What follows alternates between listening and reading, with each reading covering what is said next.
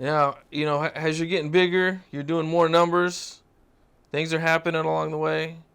I seen the NBA YoungBoy had a Yeah. show in Jacksonville, Florida a while back, and Yep. there's some footage of you and some of your homies going to the hotel. What was the cause of all that?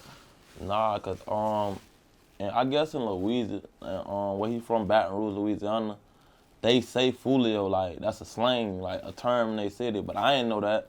So he was making songs and shit saying, "What you on, Foolio, Foolio, Foolio this and Foolio that," and I'm Foolio, and 1,000 fans tagged me and shit like, "Damn, YoungBoy just dissed you," and the shit was on YouTube. It was like NBA YoungBoy, Foolio diss. The shit had like 400K views or some shit. I'm like, what the fuck? He can't be talking about me. He don't know me.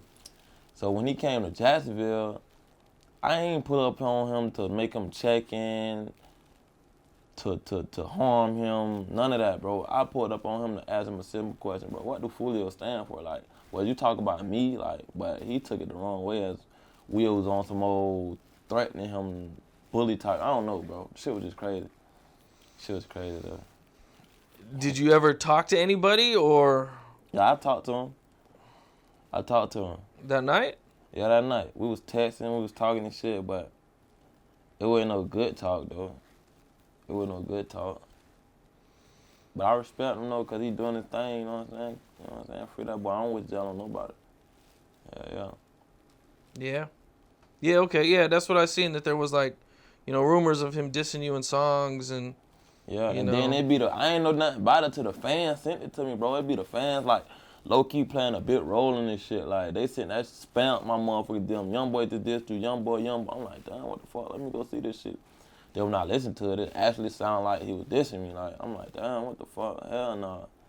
It wasn't no check-in or nothing like that. I was just trying to ask him a question. Do you feel like the fans instigate things? Yep, 95% of the times.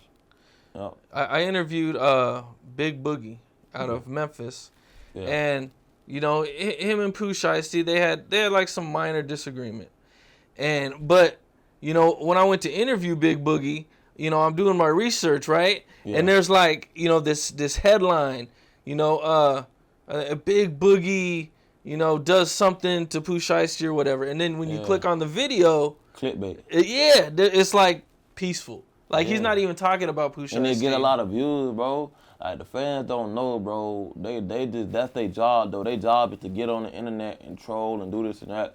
They don't care what happened to the artists. It's their job to get on the internet and troll us every day, you know what I'm saying? And that's be fucked up. That'd be the fucked up part. Well, I just think fans, they got to understand, I mean, people's lives are on the line on a lot of these situations, man, Every day. And you got to think about it. It be certain situations where you either going to bend or you going to break. Like, okay, boom. If I see somebody I don't like today or tomorrow and it's on recording, if I don't do nothing to them, I'm pussy. If I do something, I'm a clout chaser. If I say, you know what I'm saying? Like, you can't win. Like, I don't know. It's just weird. Yeah, it seems like, with the internet and the video, it puts rappers in a real bad situation. Bad situation. Because like you said, man, if you don't do something, it's like either way you go, and then it's on video now. So now the blogs are picking it up. Blogs, it's going crazy on Instagram. It's a lose-lose. Are you still independent? Nah, I'm actually got a murders deal with Create Music. That's what I'm locked in with right now. They got me on all my. They like showing me the right way to go about business. Like I could have signed that. Like, any label you could think of, bro. Like, any label, bro. Like, PQCP had flew me out before. Atlantic, 300, Alamo, Pub. Like, any label you could think of, bro, they done reached out to me, bro. But I went with Craig because, like, it made more sense to me. Yeah. Okay. So you turned down a lot of deals. Can you say what was the biggest deal you turned down? Or the biggest offer, I should say. This was probably like when I had 100K followers when P flew me out.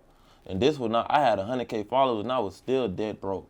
Like, and when P flew me out, bro, he was like, man, listen, man, straight up, bro. I want to sign you, bro. I got 150K cash for you right now, advance. What you gonna do? I'm like, damn, like, fuck. Like in my head, I'm like, fuck. Like, 100, I ain't see a fucking 20 bands yet, you know what I'm saying? I'm like, fuck, bro. I turned it down, though. Yeah. It must have been tough. Hell yeah.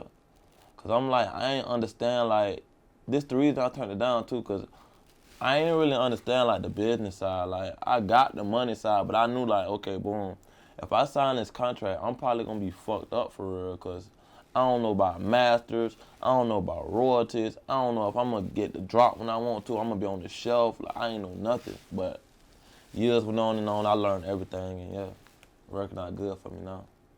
Yeah. It forced you to learn too. Yeah, definitely. Versus, having somebody else doing everything for you. And that shit, like, I ain't gonna count. That shit low-key hurt my heart when I couldn't sign that shit, bro. When I turned that shit down, I'm like, damn, bro, I could have been with QC, this and that, yeah. Man, that's some self-control right there, man. Who you telling? Yeah.